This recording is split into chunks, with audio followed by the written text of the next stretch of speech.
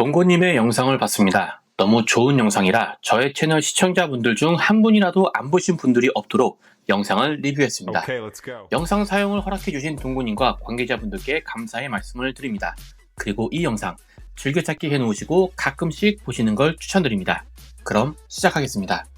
가장 반가웠고 공감 가는 내용이 처음 30초에 바로 나오더라고요.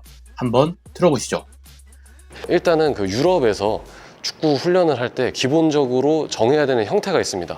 첫 번째가 수비가 있는 상태에서 훈련을 할 것, 그 다음에 두 번째가 판단 능력이 들어갈 것, 그 다음에 세 번째가 경기 맥락과 비슷할 것. 내용을 살펴보기 전에 목소리와 비주얼부터 너무 좋습니다. 저와는 비교도 안 되는 이 편안한 목소리 부럽습니다. 자, 내용을 살펴보면 유럽에서는 훈련을 할 때 수비가 있어야 하고 판단해야 하고 경기 맥락과 비슷해야 한다. 저도 많은 영상에서 비슷한 내용을 계속 이야기했던 것 같은데 이렇게 핵심만 정확히 요약을 해주시네요. 그리고 짧지만 매우 중요한 내용. 이렇게 콘을 세워놓고 반복 동작을 하는 기본기 훈련도 있지만 그 훈련은 주로 액티베이션이라고 해서 메인 훈련이 아니라 훈련하기 전에 몸 푸는 정도로 이제 유럽에서는 많이 진행을 하거든요. 근데 그게 한국에서는 메인 훈련이 많이 되다 보니까 그런 이야기가 좀 나오는 것 같은데. 맞습니다. 이런 기본기 훈련은 메인 훈련이 아닙니다. 그런데 안타깝게도 축구에서 실력 향상이 가장 쉽게 눈에 띄는 부분은 사실 기본기입니다. 그래서 기본기 훈련을 레슨의 전면에 내세울 수밖에 없습니다. 물론 중학생, 고등학생, 유소년 선수들의 기본기 향상은 눈에 잘 띄지 않습니다. 하지만 이제 막 축구를 시작하는 6, 7, 8, 9세 아이들에게는 기본기가 좋아지는 게 아주 잘 보입니다. 동고님의 영상을 다시 한번 보시고 한번 생각해보세요. 과연 동고님께서 오늘 한 이 훈련을 3달 했다고 해서 내 아이의 축구 실력이 느는 게 기본기 3개월 했을 때만큼 드라마틱하게 보일까요? 저는 그렇지는 않다고 생각합니다. 하지만 눈에 잘 보이지는 않더라도 진짜 축구 실력을 늘려야 합니다. 축구는 탁구, 테니스, 골프, 배드민턴, 야구처럼 폼이 좋다고 실력이 느는 운동이 아닙니다. 판단력을 포함해 늘릴 게 너무나 많습니다. 그야말로 축구 실력 자체를 올려야 합니다. 훈련 영상을 잠시 보겠습니다. 오케이. 너무 잘한다. 와, 이 모습.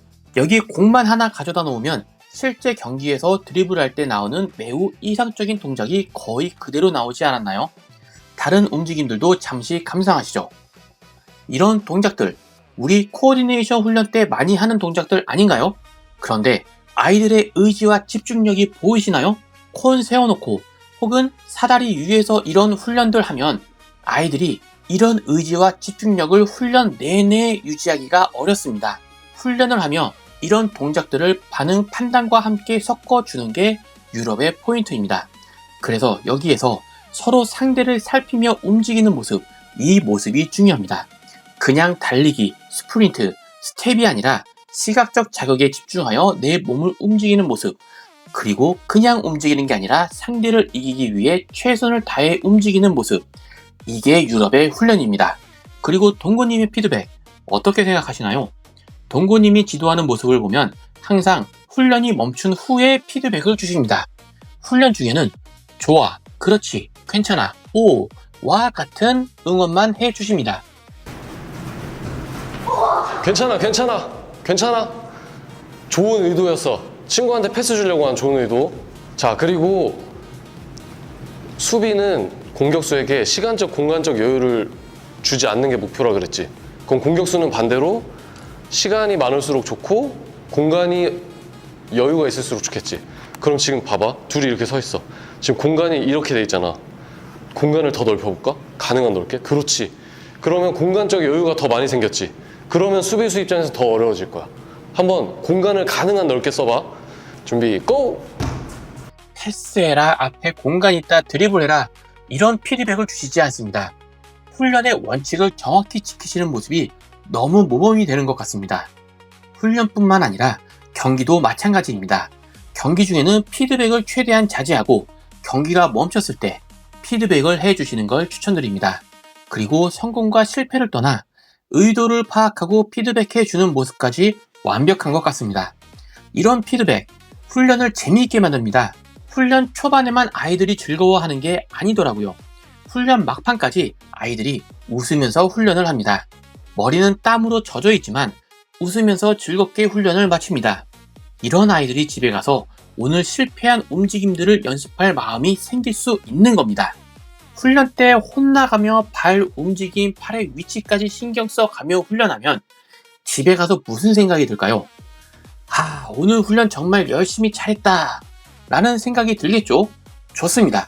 그런데 훈련하고 집에 갔는데 오늘 민재 제칠 때 진짜 짜릿했는데 두 번째 1대1에서 헛다리만 제대로 들어갔어도 1대1 다 이길 수 있었는데 라는 생각이 드는 건 어떨까요?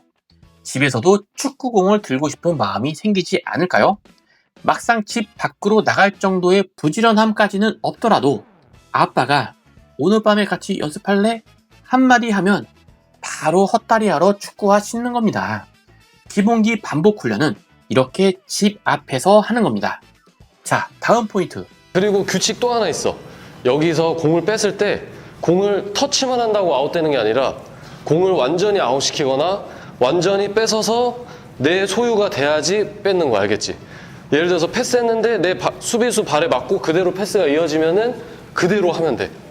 왜냐하면 축구 경기에서 볼 패스하다가 상대 수비 발 맞았다고 이거 내 볼 이렇게 되는 거 아니잖아. 그치? 그래서 볼을 돌리다가 수비 발 맞고 연결돼도 그대로 계속 하면 돼. 알겠지? 경기 상황에 빗대어 경기의 룰을 설명해 주십니다. 초반 동구님께서 말했던 경기 맥락과 비슷해야 한다는 원칙이 잘 들어가 있는 설명입니다. 물론 훈련 자체도 실제 경기에서 자주 나오는 상황을 훈련하고 계십니다. 그런데 각각의 훈련 안에서도 최대한 경기 상황과 비슷한 조건을 만들어 주십니다.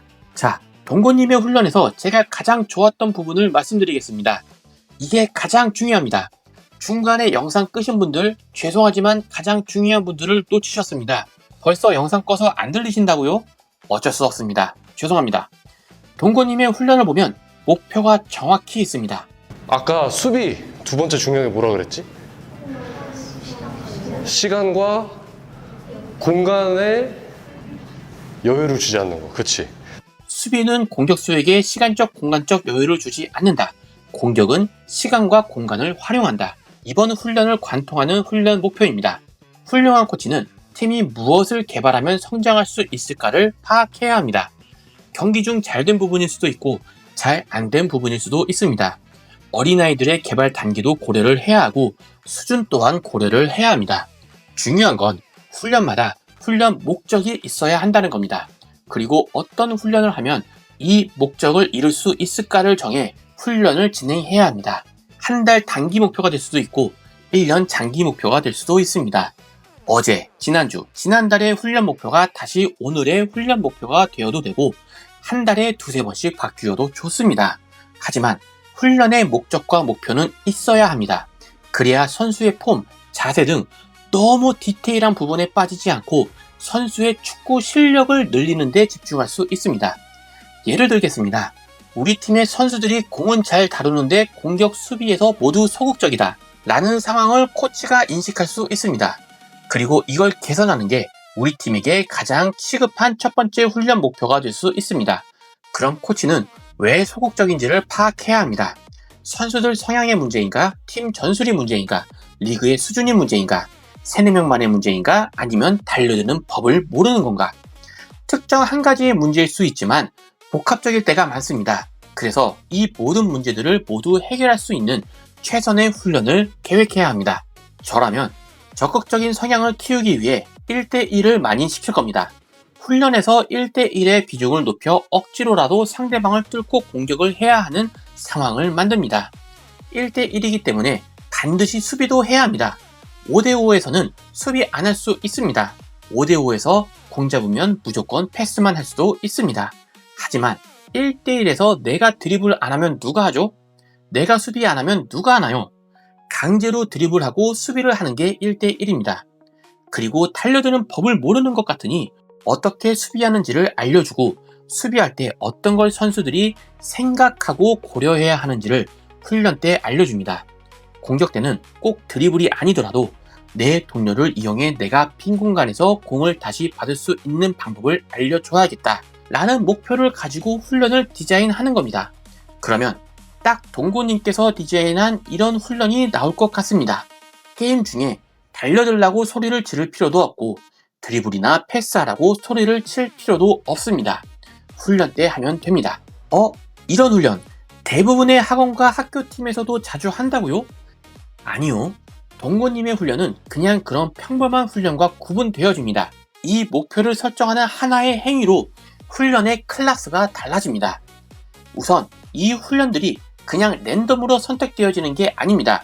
동고님은 팀 훈련이 아니기 때문에 랜덤으로 선택을 하셨을지 몰라도 팀의 훈련 목표에 맞게 한 방향을 보고 있어야 합니다. 그리고 아이들에게 훈련의 목표를 명확히 이야기해 줍니다.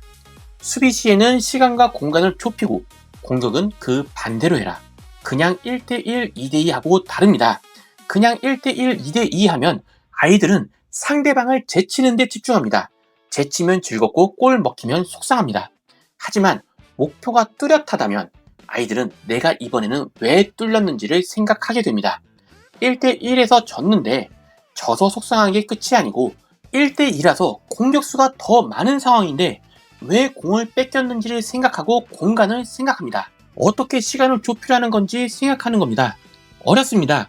내가 시간 여행자도 아니고 시간을 어떻게 좁힐 수 있을까요? 시간을 뭘 어떻게 좁혀요? 그냥 빠르게 뛰어가는 겁니다. 빠르게 뛰어가서 그 앞에 빠르게 멈추는 겁니다. 그러려면 자연스럽게 잠발을 써서 멈춰야 합니다. 공간은 어떻게 좁힐까요? 동고님의 영상을 봐주세요. 그 안에 해답이 있습니다. 여기서부터 시작하는 겁니다. 그리고 나중에 더 복잡해지겠죠. 선출 미드가 가르치는 공간을 막는 법과 윙백이 가르치는 공간을 막는 법이 달라질 테고 마스체라노가 알려주면 더 수준 높은 노하우를 알려주겠죠. 하지만 우리 어린 선수들은 여기서부터 시작하는 겁니다. 그래도 선수들이 잘 모르겠다면 동고님처럼 피드백을 해주는 겁니다. 언제?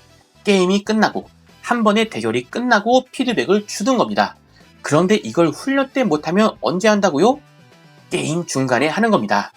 게임 중간에 조이스틱을 가지고 게임을 하듯 가운데 동고 빈다 동고 윙한테 패스 윙 빈다 윙 10번 잡아 10번이 되는 겁니다. 그래서 핵심은 주제를 가지고 선수들이 머리를 써가며 축구 실력을 늘리게 해야 하는 겁니다. 그리고 영상 첫 부분에 나온 중요한 말을 다시 복습하겠습니다. 맞습니다. 이 훈련들이 주를 이루어야 합니다. 피지컬이 약해 움직임을 안정적으로 가져갈 수 없다면 관련 피지컬 훈련을 많이 하는 게 맞습니다. 팀원 모두가 세모발이면 패스 연습부터 시키는 것도 맞습니다. 하지만 그게 아니라면 이런 피지컬 훈련, 반복 기본기 훈련은 팀 훈련에서는 줄이고 반응, 판단 훈련과 섞인 훈련을 해 주어야 합니다. 아까 보셨죠? 반응, 판단과 함께 섞어도 이런 움직임 많이 나옵니다. 이런 동작이 아예 안 나오고 발가락으로 슛을 한다면 반복 훈련을 해 주어야 하는 것도 맞습니다. 하지만 팀 훈련에서 하는 드리블과 슈팅 동작의 완성도의 목표는 우리나라에 비해 유럽의 기준은 매우 낮습니다. 드리블 폼 안 좋아도 별 신경 안 씁니다. 그리고 대부분 개인 훈련으로 하라고 합니다. 개인 훈련 안 해오면 디비전 2, 3로 떨어지는 겁니다. 대신 팀에서는 개인 훈련 하는 선수에 한해 축구 실력을 확실히 끌어올려줍니다. 개인 훈련 안 해도 그냥 재능으로 밀어붙이는 선수 있을 수 있습니다. 볼 트래핑이 안 좋고 드리블 폼도 안 좋은데 드리블 하면서 머리 계속 들고 주변 확인하고 공 없을 때도 확인하고 패스 오면 조금 투박해도 빈 공간으로 볼 받아 놓는데 달리기는 또 엄청 빨라서 그 공을 다시 가져와. 그럼 축구 잘 하는 겁니다. 코치는 그냥 너 개인 훈련 좀 해. 집에서 트래핑 연습이라도 좀 해라. 라고 구박할 수는 있지만 코치는 이 선수의 다음 단계를 디자인하게 되는 겁니다. 왜? 축구를 잘하니까. 벌써 고개 들고 주변을 확인하니까요. 숙제는 숙제고 학교 진도는 학교 진도입니다. 수학 단원마다 단원 목표가 있듯 축구 훈련도 훈련 목표가 있어 축구 실력의 벽돌을 하나하나 쌓아가는 겁니다. 축구 클럽은 킥, 패스, 드리블 전문가가 아니라 축구 전문가들이 축구 실력을 끌어올려주는 곳입니다. 동고님의 영상으로 다시 돌아오면 훈련이 다 끝난 후 동고님께서 오늘 뭐를 배웠는지 아이들과 다시 한번 확인하고 확인할 때도 끊임없이 질문하며 아이들이 머리를 사용하게 하는 모습까지 너무 좋았던 것 같습니다. 버릴 게 하나도 없는 영상입니다. 저의 시청자분들도 아직 안 보셨다면 꼭 보시는 걸 추천드립니다. 마지막으로 이렇게 모험적인 훈련 영상을 만들어주시고 영상의 사용까지 허락해주신 동고님과 관계자분들께 진심으로 감사드립니다. 동고님과 영상에 나왔던 친구들 그리고 시청자분들 오늘도 모두 행복 축구하세요.